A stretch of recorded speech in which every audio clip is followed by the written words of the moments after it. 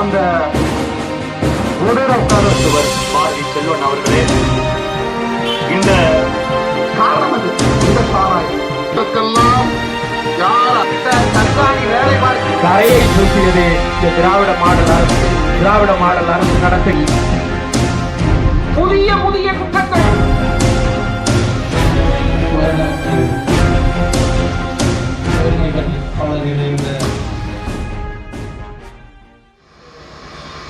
நடைபெற்ற ஒரு துர்சம்பவமான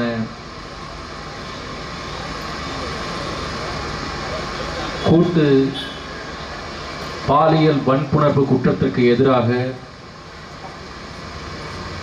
பெண்களுடைய பாதுகாப்பிற்காக திராவிட முன்னேற்ற கழகத்தினுடைய அரசாட்சியில் நாடு முழுவதும் குற்றச்செயல்கள் அதிகரித்திருப்பதற்கு எதிராக நாம் தமிழர் கட்சி குற்றம் நிகழ்ந்த இந்த இடத்தில் இந்த கண்டன ஆர்ப்பாட்டத்தை நடத்தி கொண்டிருக்கிறது.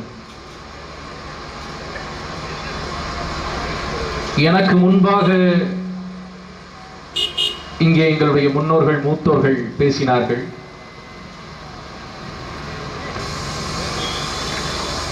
தமிழகத்தில் சட்டம் ஒழுங்கு எப்படி சீர்கெட்டு இருக்கிறது, திராவிட முன்னேற்ற கழகம் எப்படி தமிழகத்தில் ஒரு கையாளாகாத ஆட்சியை நடத்தி கொண்டிருக்கிறது என்பதை மிக தெளிவாக மக்களுக்கு எடுத்துச் சொன்னார்கள்.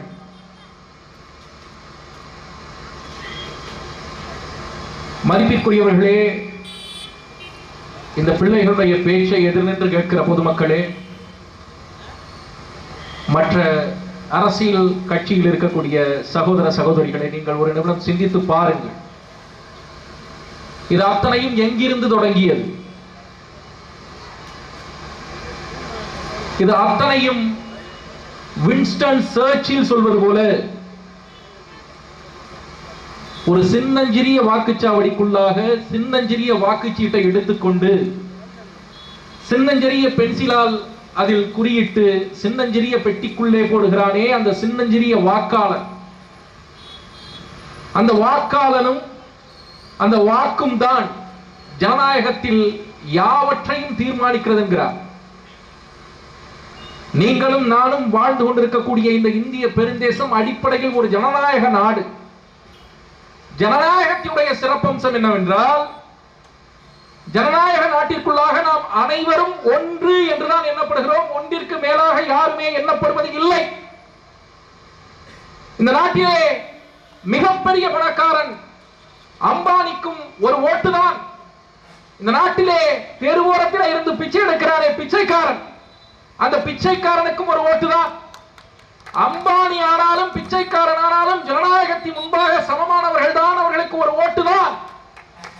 ஆனால் அந்த ஓட்டை நாம் யாருக்கு செலுத்துகிறோம் என்பதை பொறுத்துத்தான் அந்த நாட்டினுடைய, அந்த மாநிலத்தினுடைய, அந்த தேசத்தினுடைய தலையெழுத்து தீர்மானிக்கப்படுகிறது. நீங்கள் சிந்தித்து பார்க்க வேண்டும். திராவிட முன்னேற்ற கழகம் ஆட்சிக்கு வந்த அந்த நாள் தொட்டு இன்று வரை, இந்த நொடி வரை தமிழகத்தில் நடக்காத குற்றச்செயல்கள் இது நாள் வரை வரலாற்றில் இல்லாத அளவிற்கு தமிழகத்தில் குற்றச்சம்பவங்களுடைய எண்ணிக்கை அதிகரித்திருக்கிறது. புதிய புதிய குற்றங்கள், வினோத முறையில் குற்றங்கள்,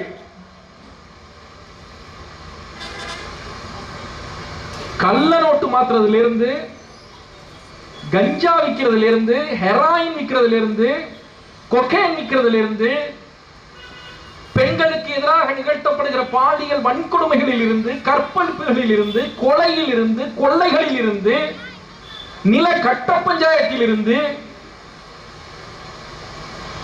அத்தனை குற்றங்களும் தமிழகத்தில் முன் எப்போதும் இல்லாத அளவிற்கு இந்த ஆட்சி காலத்திலே அதிகரித்திருக்கிறது. காவல்துறையில் பதியப்படுகிற வழக்குகள் அதற்கு சாட்சியாக இருக்கிறது. நீங்கள் சிந்தித்து பாருங்கள். இந்த பகுதியில் தான் நானும் வாழ்கிறேன், நீங்களும் வாழ்கிறீர்கள். நாம் தினமும் நடந்து போகிற கடை தெருவுதான், நாம் தினமும் பேருந்து ஏறுகிற பேருந்து நிறுத்தம் தான். பார்ப்பவர்கள் அத்தனை பேரும் நாம் முன்பின்னே பார்த்தவர்கள் தான், தெரியாதவர்கள் அல்ல. அப்படிப்பட்ட ஒரு பகுதியில் பகல் நேரத்தில் ஒரு பெண், 4 மணி அளவில் பகல் நேரத்தில் ஒரு பெண் கஞ்சாவை குடித்த அயோக்கிய நாய்களால் கற்பழிக்கப்பட்டிருக்கிறாள் என்றால் இது எவ்வளவு கேவலமான கேடு நிறைந்த வெட்கி தலைமுடிய வேண்டிய விஷயம் என்பதை நீங்கள் சிந்தித்து பார்க்க வேண்டும். கஞ்சா புழக்கத்தை தமிழகத்தில் அதிகப்படுத்திய கையாளாகாத ஆட்சி, அயோக்கியத்தனமான ஆட்சி திராவிட முன்னேற்ற கழகத்தினுடைய ஆட்சி. இதை மறுப்பதற்கில்லை. எவன் போதைப் பொருள் விற்றானோ, எவன் கஞ்சா விற்றானோ, எவன் கொக்கைன் விற்றானோ, எவன் ஹெராயின் விற்றானோ, எவன் அபின் விற்றானோ, அந்த அயோக்கியர்கள் கொடுக்கிற காசிலே திராவிட முன்னேற்ற கழகத்தினுடைய ஆட்சி நடக்கிறது. இது வெளிப்படையான குற்றச்சாட்டு. ஜாபர் சாதிக் உங்களுடைய பொறுப்பாளர் இல்லையா? ஜாபர் சாதிக் கைது செய்யப்படவில்லையா? 3000 கோடிக்கு மேலாக வெளிநாட்டிற்கு போதைப் பொருளை ஏற்றிய ஒரு அயோக்கியனை, போதைப் பொருளை கொடுத்து பள்ளி பிள்ளைகள், சின்னஞ்சிறு பிள்ளைகள், பெண்கள் அத்தனை வரையும் சீரழித்த ஒரு அயோக்கியனுக்கு, பல வருடமாக இதையே தொழிலாக செய்து கொண்டிருந்த ஒரு அயோக்கியனுக்கு திமுகவிலே பொறுப்பு கொடுத்து அவனை நீங்கள் அங்கீகரித்தீர்கள் என்றால், அவன் கொடுத்த காசை ஒரு நாளும் திமுக வாங்கியதில்லை, தொட்டதில்லை என்று சத்தியம் செய்ய முடியுமா? திமுகவில் இருக்கிறவன் போட்டோருக்கு புகைப்படம் இருக்கு, கொண்டு போய் டொனேஷன் கொடுக்கிறான்.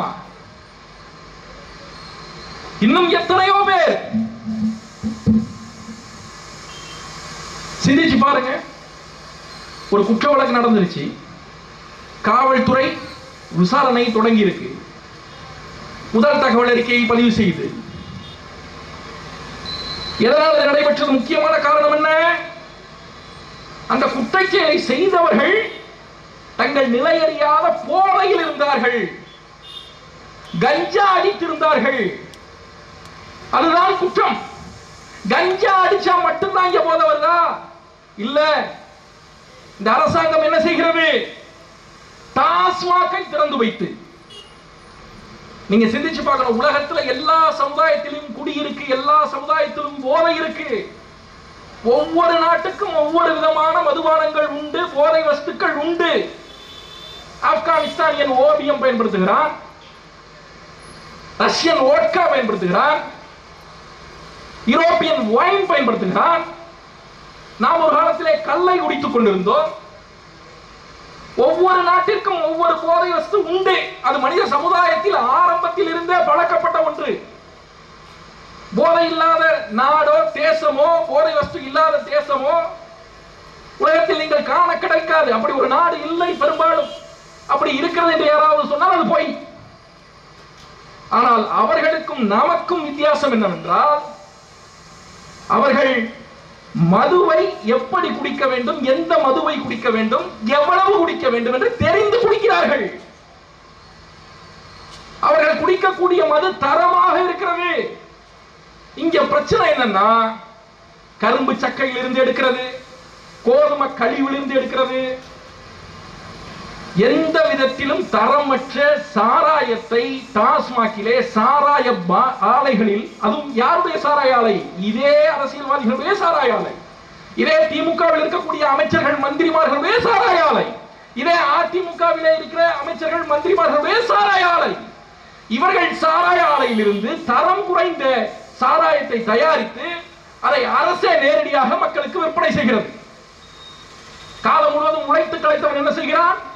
காலையில எந்திரிக்கிறான், பொழுது விடியறதுக்கு முன்னாடி வேலைக்கு போறான், வேலைக்கு போயிட்டு மாலை வீடு திரும்புறான், உடல் முழுக்க வழி, சம்பளம் வாங்கும் போதே வந்து குடிச்சிட்டு வந்து படுத்துக்கிறான். அடுத்த நாள் காலையில தான் எந்திரிக்கிறான், மறுபடியும் வேலைக்கு தான் போறான். என்ன சிக்கலாகுது? இங்க என்ன பிரச்சனை ஆகுது? இந்த மது தொடர்ச்சியாக தரமற்ற மதுவை குடித்து குடித்து குடித்து உடம்புல சத்து இல்லாத, சத்து கெட்ட, குடலழுகி போன, உடலில் மதுவால் எத்தனை கேடுகள் ஏற்படுமோ அத்தனை கேடுகளையும் ஏற்படுத்தி கொண்ட ஒரு மனிதனாக உழைப்பு திறன் இல்லைங்க. பெரிய பிரச்சனை என்னன்னா, நான் கடந்த ஒரு ஆண்டு காலமாக இந்த ஊரில் தான் வசிக்கிறேன், இந்த ஊரை கவனிக்கிறேன். இருக்கக்கூடிய இளைஞர்கள் 30 லிருந்து 40 வயதுக்கு உட்பட்டவர்கள், 40 லிருந்து 50 வயதுக்கு உட்பட்டவர்கள், அத்தனை பேரும் உழைக்கக்கூடிய திறனை, உழைப்பு சக்தியை இழந்து விட்டார்கள். இதுதான் சமுதாயத்தில் எது ஒன்றை விடவும் மிகப்பெரிய சீர்கேடு என்பது ஒரு மனிதன் உழைப்பு சக்தியை இழப்பதுதான். இந்த பகுதி கணிசமாக கம்யூனிஸ்டுகளும் நிறைந்திருக்கக்கூடிய பகுதி. கம்யூனிஸ்ட் தோழர்களுக்கு தெரியும் உழைப்பு எவ்வளவு அற்புதமான ஒன்று என்று. உழைப்பு சக்தி தான் மனித சமூகத்தை மாற்றி இருக்கிறது என்று உறுதியாக அவர்களுக்கு தெரியும், மக்களுக்கும் தெரியும். இந்த உலகத்தில் எது ஒன்றின் பின்னாலும் உழைப்பு இருக்கிறது. நீங்கள் பார்க்கக்கூடிய அந்த காய்கறியை விளைவிப்பதற்கு பின்னாலே ஒரு விவசாயினுடைய உழைப்பு இருக்கிறது, ஏர் உழுதவருடைய உழைப்பு இருக்கிறது, அதற்கு உரமிட்டவருடைய உழைப்பு இருக்கிறது, அதை பறித்து கொண்டு வந்து சந்தைக்கு வருகிறானே அவனுடைய உழைப்பு இருக்கிறது, இன்னும் எண்ணற்ற பெருமக்களுடைய உழைப்பு இருக்கிறது. அந்த உழைப்பின் பயனாகத்தான் அந்த காய்கறி விளைந்திருக்கிறது. இந்த உலகத்தில் எது ஒன்றும் உழைப்பில்லாமல் மாறியதில்லை. நான் பேசக்கூடிய இந்த ஒளிவாங்கிக்கு பின்னாலே ஒரு உழைப்பு இருக்கிறது. நீங்கள் உட்கார்ந்து இருக்கிற அந்த இருக்கைக்கு பின்னாலே ஒரு உழைப்பு இருக்கிறது. உங்கள் காலிலே கிடக்கிறது செருப்பு, அந்த செருப்புக்கு பின்னாலே ஒரு உழைப்பு இருக்கிறது. உழைப்பு தான் மண்ணாய் கிடந்த இந்த நிலத்தை கல்லாய் மாற்றியது, கல்லாய் கிடந்த நிலத்தை கட்டிடமாக மாற்றியது, கட்டிடமாக இருந்த இடத்தை கோபுரமாக மாற்றியது. உழைப்பு தான். உழைப்பதற்கு சக்தி பெற்ற சமூகம் தான், உழைப்பதற்கு சக்தி பெற்ற இளைஞர்களை கொண்ட ஒரு நாடு தான் உலகத்தின் மிகச்சிறந்த சமூகம், மிகச்சிறந்த நாடு. எங்களுடைய இளைஞர்களுக்கிடையே இந்த உழைப்பு சக்தியை உருவி எடுக்கக்கூடிய ஒரு அயோக்கியத்தனத்தை இந்த அரசாங்கமே சாராய கடைகளை திறந்து வைத்து செய்யும் என்றால் அது எவ்வளவு கேவலமான கேடுகட்ட அரசாங்கம் என்பதை நீங்கள் சிந்தித்து பார்க்க வேண்டும். உனக்கு என்ன போதை தரக்கூடிய ஏதோ ஒன்றை இந்த நாட்டிற்குள்ளாக விற்க வேண்டும் என்றால் நீ தாராளமாக சாராய கடைகளை, டாஸ்மாகை மூடிவிட்டு கள்ளுக்கடையை தமிழ்நாடு முழுவதும் திறந்து விடுங்கள், பிரச்சனை இல்லை. கள்ளுக்கடையை திறந்து விடுங்கள். கள்ளும் போதை தரக்கூடிய வஸ்துதான். ஆனால் கள்ளு குடிப்பதாலே இந்த சாராயத்தின் அளவிற்கு கேடு ஒன்றும் விளைவது இல்லை. இன்னும் ஒரு காலத்துல சொல்லுவாங்க, ஒத்த மரத்து கல்ல குடிச்சா 10 புள்ள வைக்கலாம் அப்படின்னு சொல்லி. அந்த அளவிற்கு கல்லுல பெரிய கேடு ஒன்றும் இல்லை. உன்னால பூரண மதுவிலக்கு முடியவில்லை என்றால், உன்னால் சாராயத்தை, போதையை ஒழிக்க முடியவில்லை என்றால், சாராயத்திற்கு அளவிற்கு கேடு தரக்கூடிய ஒரு விஷயத்தை ஒழித்து விட்டதற்கு பதிலாக கல்லை நீங்கள் கொண்டு வரலாமே. தாராளமாக கல்லை நீங்கள் கொண்டு வருவதாலே யார் உழைப்பார்கள், யார் பிழைப்பார்கள்? பனை மரத்தை வளர்த்துக் கொண்டிருக்கிறானே அந்த விவசாயி பயன்பெறுவான். அந்த பனை மரத்தில் ஏறி கல்லை இறக்குகிறானே அந்த உழைப்பாளி பயன்பெறுவான். அந்த கல்லை சந்தைக்கு கொண்டு வருகிறானே அவன் பெரிய பயன்படுவான். சாதாரண ஏழை எளிய மக்கள், விவசாயிகள், மரம் ஏறிகள், சிறு வியாபாரிகள் பயன்பெறுவார்கள்.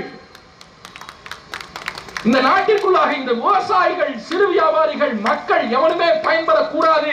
எல்லா காசையும், எல்லா செல்வத்தையும் தன்னுடைய மந்திரிமார்களுக்கு தான் அள்ளி கொடுக்க வேண்டும். சாராயத்திலே வருகிற அத்தனை வருவாயும் அவர்களுக்கு தான் போக வேண்டும் என்று நினைக்கிற இந்த அயோக்கிய அரசாங்கம் எவ்வளவு கேடு நிறைந்தது என்பதை நீங்கள் சிந்தித்து பார்க்க வேண்டும். சிந்திச்சு பார்க்கணும். இந்த சமூகம் எப்படி கட்டமைக்கப்பட்டிருக்கிறது. ஒரு வாரத்துக்கு முன்பாக, ஒரு வாரம் 10 நாள் இருக்கும் என்று நினைக்கிறேன், சரியாக நினைவில் இல்லை, ஒரு பெண், ஒரு ஆசிரியர் பள்ளிக்கூடத்திலே தன்னிடம் தவறாக நடந்து கொண்டார் என்பதற்காக அந்த பெண் தற்கொலை செய்து கொள்கிறார். தவறு யார் மீது? தவறாக நடந்த ஆசிரியர் மீது.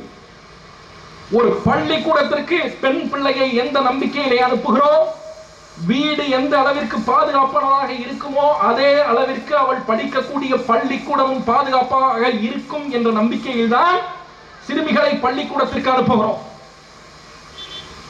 வீட்டிலே பெற்றோர்கள் பார்த்துக் கொள்வது போல பள்ளிக்கூடத்திலே ஆசிரியர்கள் அந்த பெண் பிள்ளைகளை பார்த்துக் கொள்ள வேண்டும், ஆண்களை, சிறுவர்களை பார்த்துக் கொள்ள வேண்டும். ஆனால் ஆசிரியர் போர்வையிலே இருக்கக்கூடிய சில அயோக்கியர்கள், சில காமுகர்கள் தங்களுடைய இச்சைக்காக படிக்க வருகிற பெண் பிள்ளைகள், சிறு பிள்ளைகளிடம் மிக தவறாக நடந்து கொள்கிறார்கள். அயோக்கியர்கள் அவர்கள். இந்த சமூகம் எப்படி கட்டமைக்கப்பட்டிருக்கிறது என்று நீங்கள் பார்க்க வேண்டும். அப்படி அயோக்கியத்தனமாக சிறு பிள்ளையிடம் நடந்து கொள்கிறானே அந்த ஆசிரியர் சாவதற்கு உரியவனா அல்லது பாதிக்கப்பட்ட அந்த சிறு பெண் சாவதற்கு உரியவனா என்பதை நீங்கள் சிந்தித்து பார்க்க வேண்டும். தவறு செய்தவன் சிரித்துக் கொண்டிருக்கிறான். தவறு செய்தவன் தன்னிடத்தில் இருக்கிற பணத்தை வைத்து, அதிகாரத்தை வைத்து சட்டத்தின் பிடியில் இருந்து வெளியிலே வந்து விடலாம் என்று நினைத்துக் கொண்டிருக்கிறான். தவறு செய்தவன் ஓடி ஒளிந்து பதுக்கி வாழ்ந்து கொண்டிருக்கிறான்.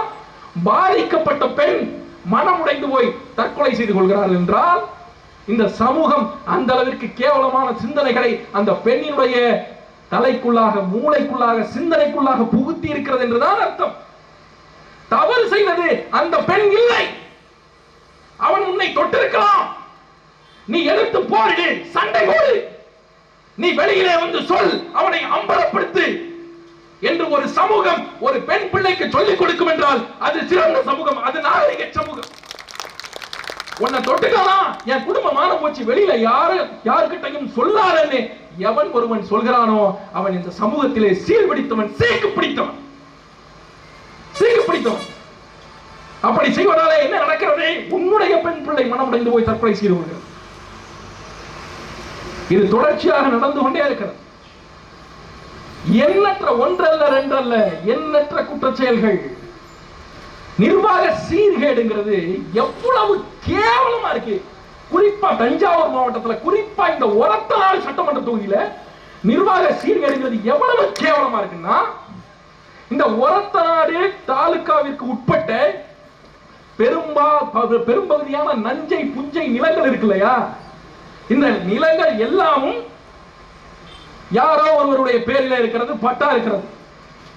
நீங்கள் பிஓ ஆபீஸ்க்கு, கிராம நிர்வாக அலுவலர் ஆபீஸ்க்கு நீங்கள் சென்று பார்த்தீர்கள் என்றால் அங்கே இருக்கக்கூடிய பிரதியேட்டிலே, அங்கே இருக்கக்கூடிய பட்டாவிலே நிலத்தினுடைய உரிமையாளர் பேர் இருக்கும்.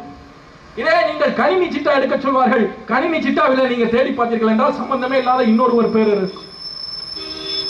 ஒரு நிலத்தை நீங்கள் பதிவு செய்ய வேண்டும், அதை போய் சரி செய்ய வேண்டும் என்றால் உங்களுக்கு 1.25 வருடம் தேவைப்படும். அந்த அளவிற்கு அலைய விடுகிறார். இது யாருடைய தவறு? இது அரசாங்கத்தினுடைய தவறு. நீங்கள் சிந்திக்க வேண்டும் மதிப்பிற்குரியவர்களே. ஒரத்தநாடு, குறிப்பிட்டு தஞ்சாவூர் ஆர்டிஓ ஆபீஸில் இருக்கக்கூடிய ஒரு நண்பர் என்னிடத்தில், அங்கே பணி செய்யக்கூடிய ஒரு நண்பர் என்னிடத்தில் மனவேதனையோடு பகிர்ந்து கொள்ளப்பட்டது. இது திட்டமிட்டே செய்யப்பட்டதுன்னு சொல்ற. இது திட்டமிட்டு வேண்டுமென்றே தவறுதலாக கணினியில் பதிவு செய்யப்பட்டது. ஏனென்றால் கிட்டத்தட்ட 100% நிலங்களில், 40%க்கு மேற்பட்ட நிலங்களில் இந்த பிரச்சனை இருக்கிறது. ஏன் திட்டமிட்டு இதை செய்யணும்? திட்டமிட்டு செய்தால் மட்டும்தான், இதை சரி செய்ய வேண்டும் என்று நினைத்து நீங்கள் புகார் கொண்டு போய் கொடுத்தால் மட்டும்தான், அந்த புகாருக்காக 10 முறை உங்களை அலைய வைத்தால் மட்டும்தான், ஒவ்வொரு புகாருக்கும் உங்களிடம் 1000 ரூபாய் 2000 ரூபாய் லஞ்சம் வாங்கினால் மட்டும்தான் அந்த நிர்வாகம் ஓடும், அந்த அலுவலகத்தில் இருப்பவனுக்கு வேலை. இதை திட்டமிட்டு செய்கிறார்கள். இது சத்தியம், இது நடந்து கொண்டிருக்கிறது. அப்போ இதையெல்லாம் வேடிக்கை பார்த்துக் கொண்டிருக்கிற, கண் முன்னே வேடிக்கை பார்த்துக் கொண்டிருக்கிற இந்த அரசாங்கம், மக்களை பற்றி கொஞ்சமும் கவலைப்படாத இந்த அரச நிர்வாகம் எவ்வளவு கேவலமான, சிந்திச்சு பாருங்க. இங்க இருக்கக்கூடிய மக்களுடைய வாழ்க்கை தரம் உயர்ந்திருக்கிறதா? எங்களுடைய மக்கள் ஆதியிலே எப்படி இருந்தார்களோ இன்றும் அப்படியே இருக்கிறார்கள். இந்த பாப்பாநாடு பகுதியிலே, ஒரத்தநாடு பகுதியிலே வாழக்கூடிய தமிழ் மக்கள் இருக்கிறார்களே,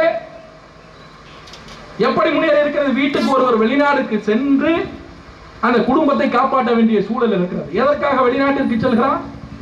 இங்கேயே படிக்கிறான், நிலம் இருக்கிறது, எல்லாமும் இருக்கிறது. ஆனாலும் வேலை தேடி வெளிநாட்டுக்கு ஓடி போகிறான். அங்கே போய் ஒட்டகம் மேய்க்கிறான், ரோடு போடுகிறான், தெரு கூட்டுகிறான், ஹோட்டலிலே வேலை செய்கிறான்.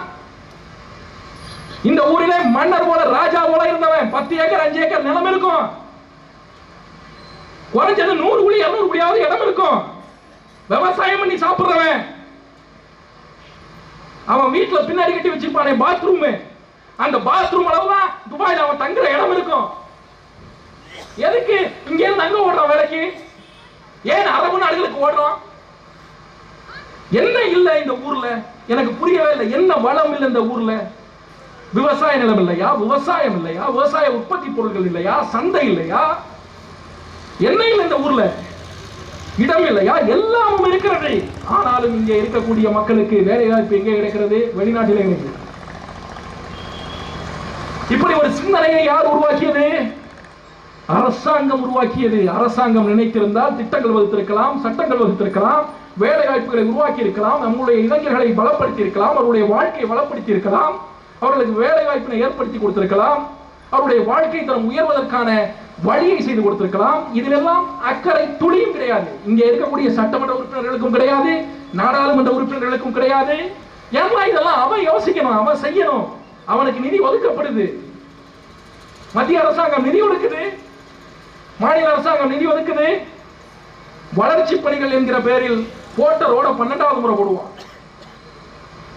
ரோடு போட்டுருந்தா அதை கீறிட்டு மறுபடியும் போடுவான். எங்க ரோடு போடணுமோ அங்க ரோடு போட மாட்டான்.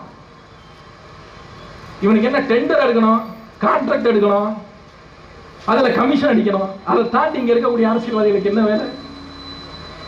என்ன வேலை? மொத்தமாக இளைய சமூகத்தை, இளைஞர் சமூகத்தை போதை கொடுத்து வேலை வாய்ப்பு இல்லாமல் உருப்படாம செஞ்சு வச்சிருக்கான். காலையில ஆனா இந்த ஒரு வினோதமான கலாச்சாரம். இந்த புதன்கிழமை, வியாழக்கிழமை, வெள்ளிக்கிழமை எல்லாம் வந்துட்டா வீட்டுக்கு பால்காரன் வர்றானா இல்லையோ, பேப்பர்காரன் வர்றானா இல்லையோ, கரண்ட் பில்லு குடிக்க வர்றாங்களோ இல்லையோ, இந்த சீட்டுக்கு பணம் கட்டுறவன் வந்துருவான். காலையிலே வண்டியை போட்டு வந்து உட்கார்ந்து வேண்டியது. ஒவ்வொரு வீட்டு வாசல்ல பணம் இருந்தா கட்டுவாங்க, இல்லைன்னா வீட்டுக்குள்ள இருந்துகிட்டே இல்லைன்னு சொல்லுவாங்க. இவன் வீட்டை சுத்தி சுத்தி வந்து பார்ப்பான், எங்கேயாவது ஒளிஞ்சிருப்பாங்க. ஒரு கட்டத்தில் ஒண்ணுமே முடியாம போயிடுவான். தினமும் வந்துருவான். வந்து ஒவ்வொரு வாரமும் வந்து இந்த வாரத்துல 7 நாள் சீட்டு கட்டிட்டே இருப்பாங்க. இப்ப என்ன பிரச்சனைனா, நம்ம சம்பாதிக்கிறோம்னு வச்சுக்கோங்களேன், அந்த சம்பாத்தியத்தில் இருந்து நாம் ஒரு பங்கை ஒதுக்கி சேமிப்போ செலவோ செய்யணும். அதுதான் முறை. அவன் வாழ்க்கை தான் முன்னேறும். கடனை வாங்கி வச்சுட்டு அந்த கடனை கட்டுறதுக்காக வேலைக்கு போய் வாங்குற சம்பளத்தை அப்படியே கடனா கட்டவனுடைய வாழ்க்கை எந்த காலத்திலும் விளங்காது, உருப்படாது. நீ வாழ்நாள் முழுக்க உழைக்கிற பணத்தை எல்லாம் கடனாவே கட்டிட்டனா என்ன இருக்கும்? மறுபடியும் கடன் தான் வாங்குவேன். அது சொல்லுவாங்க, சிங்கப்பூர் எதுக்குடா வந்த? கடன் அடைக்க வந்தேன். எதுக்குடா கடன் வாங்கினேன்? சிங்கப்பூர் வர்றதுக்காக கடன் வாங்கினேன். அது மாதிரிதான் அடிப்படை தெளிவும் அறிவும் ஒரு அரசாங்கம் தான் கொடுக்கணும். ஒரு அரசாங்கம் தான் சிறந்த சமூகத்தை உருவாக்கணும். நீ இருக்கிறவனுக்கெல்லாம் கஞ்சாவை கொடுத்துட்டு, இருக்கிறவனுக்கெல்லாம் டாஸ்மாக்ல சாராக்க ஊத்தி கொடுத்துட்டு அவன் முன்னேறுவான், அவன் உழைப்பானா? எப்படி உழைப்பான்? எப்படி முன்னேறுவான்? எந்த அக்கறையும் இல்லாத மனிதர்கள். நாங்கள் பேசுவது அரசியல் அல்ல மதிப்பிற்குரியவர்களே. எங்களுடைய அடுத்த தலைமுறையை, எங்களுடைய சக மனிதர்களை அரசியல் தாண்டி, கட்சி தாண்டி நேசிக்கிற மக்களால் மட்டும்தான் இப்படி பேச முடியும். எந்த அரசியல் கட்சி கூட்டத்திலையும் இதெல்லாம் பேச மாட்டாங்க. கம்யூனிஸ்டுகள் கூட ஒரு காலத்தில் மிக தெளிவாக பேசிக் கொண்டிருந்தவர்கள் தான். ஆனால் இப்ப என்ன சிக்கல்? பேசுவது ஒன்றாக இருக்கிறது, நிலைப்பாடு ஒன்றாக இருக்கிறது. கூடங்குளம் அணு உலை கேரளாவிலே வந்தால் அது கடவுளுடைய தேசம், இங்கே வரக்கூடாது என்று மார்க்சிஸ்ட் கம்யூனிஸ்ட் கட்சி அடித்து விரட்டும். அதே கூடங்குளம் அணு உலை இங்கே கூடங்குளத்திலே வந்தது என்றால் வரவேற்பார்கள் கம்யூனிஸ்டுகள். கார்ல் மார்க்ஸ் இறந்து விட்டார் என்பது குறித்து நான் சந்தோஷப்படுகிறேன். தயவு செய்தவர்கள் மூலதனம் புத்தகத்தை பேரிச்சம்பளத்துக்கு போட்டுவிட்டு மகிழ்ச்சியாக இருக்கலாம். போராட்டக்காரர்கள், போராடக்கூடியவர்கள் ஏன் இவ்வளவு வருது? அடிப்படையில் கம்யூனிஸ்ட் ரத்தம் உடம்புல ஓடுது. அவ்வளவு வெறுப்பா இருக்கு. நிலைமை இப்படி சீரட்டு போய்விட்டது, சீரழிந்து போய்விட்டது என்று சொல்லி வெறுப்பாக இருக்கிறது. கார்பரேட் கிட்ட ஃபண்ட் வாங்கிட்டு 25 கோடி பணம் வாங்கிட்டு திமுகவோடு கூட்டணி வைத்து தேர்தலை சந்தித்து வெற்றி பெறக்கூடியவர்கள் உங்களிடத்தில் எந்த பாட்டாளி வர்க்கத்துடைய விடுதலை எதிர்பார்க்க முடியும்? எந்த முதலாளிக்கு எதிரான முழக்கத்தை எதிர்பார்க்க முடியும்? சொல்லுங்க சொல்லுங்க. அனைத்துமே இங்கே சிக்கலுக்குரிய விடயமாக மாறி இருக்கிறது. மக்கள் இதை மிக தெளிவாக புரிந்து கொள்ள வேண்டும். மதிப்பிற்குரியவர்களே, இவ்வளவு தூரம், இவ்வளவு நேரம் இந்த சமூக சீர்கேடுகள் பற்றி இங்கே பேசிக் கொண்டிருக்கிறோம் என்றால் மக்கள், குறிப்பாக பெண்கள் இதை புரிந்து கொள்ள வேண்டும். இந்த சமூகத்தை எப்படி அணுகுவது, இங்கே நடக்கக்கூடிய குற்றச்செயல்களை எப்படி அணுகுவது என்பது குறித்து விழிப்புணர்வை பெற வேண்டும். பொம்பளை பிள்ளைகள்லாம் சண்டை போட சொல்லிக் கொடுங்க. எந்த பொம்பளை புள்ள வீட்டை விட்டு வெளியில வேலைக்குன்னு போதோ அந்த பொம்பளை புள்ள கையில பெப்பர் ஸ்ப்ரே கொடுத்து அனுப்புங்க. அந்த பிள்ளையோட ஹேண்ட்பேக்ல எப்பொழுதும் இருக்கட்டும், எப்பவுமே இருக்கட்டும். பெண் பிள்ளைகளை தற்காப்பு பயிற்சி வகுப்புகளுக்கு அனுப்புங்க. இது கேடு கட்டு கேவலம் கட்டு ஒரு நாடு. கஞ்சா அடிச்சுக்கிட்டு இருக்கவன்ட்ட, கஞ்சா அடிச்சுட்டு நிற போதையில இருக்கவன்ட்ட, அப்படி மாற்றி வைக்கப்பட்டு இருக்கிறவன்ட்ட போய் என்ன நியாயத்தை என்ன தர்மத்தை எதிர்பார்க்க முடியும்? அந்த பெண்ணு கதறி இருக்க மாட்டா? அந்த கதறல் அவங்களுக்கு கேட்டிருக்காது? அந்த பெண் உங்கள் வீட்டில் என் வீட்டில் இருக்கிற பெண் போல் இல்லையா? அந்த பெண் உங்களுடைய அக்கா, உங்களுடைய தங்கச்சி, என்னுடைய அக்கா, என்னுடைய தங்கச்சி இல்லையா? என்னுடைய தாய் இல்லையா? உன்னுடைய தாய் இல்லையா? நம்ம வீட்டுல ஒரு புள்ள இருந்தா, நம்ம வீட்டுல ஒரு பொண்ணு இருந்தா, 4 அயோக்கிய பையங்க தெரு போக்கி பையங்க 4 பேர் ஒன்னா சேர்ந்து கற்பழிச்சதுக்கு என்ன நடக்கும்? தனி மனிதனாக கோபப்படும் போது பதிலுக்கு பதில் நடக்கும், குற்றச்செயல் நடக்கும். ஆனால் ஒரு சமூகமாக நாம் சிந்திக்க வேண்டும், கோபப்பட வேண்டும். உண்மையிலேயே அந்த ஊர்காரங்க இருக்காங்களா, அந்த 4 பேர், அந்த 4 பேர் எவன் கற்பழிச்சானோ அவன் எந்தெந்த ஊர்காரனோ அந்த ஊர்காரன் அந்த 4 பேரையும் அவன் ஊர்ல நடுத்தருளை படிச்சு சிறப்பாக அடிச்சா இது முடிஞ்சு. எந்த புள்ள பாதிக்கப்பட்டாலோ அந்த புள்ளையோட கையில, அதாவது அந்த புள்ளையோட பிறந்திருப்பால யாராவது ஒரு பொண்ணு, அவ கையில செருப்பை கலட்டி கொடுத்து நடு வீதியில வச்சு அடி முடிஞ்சு. அயோக்கியத்தனம்.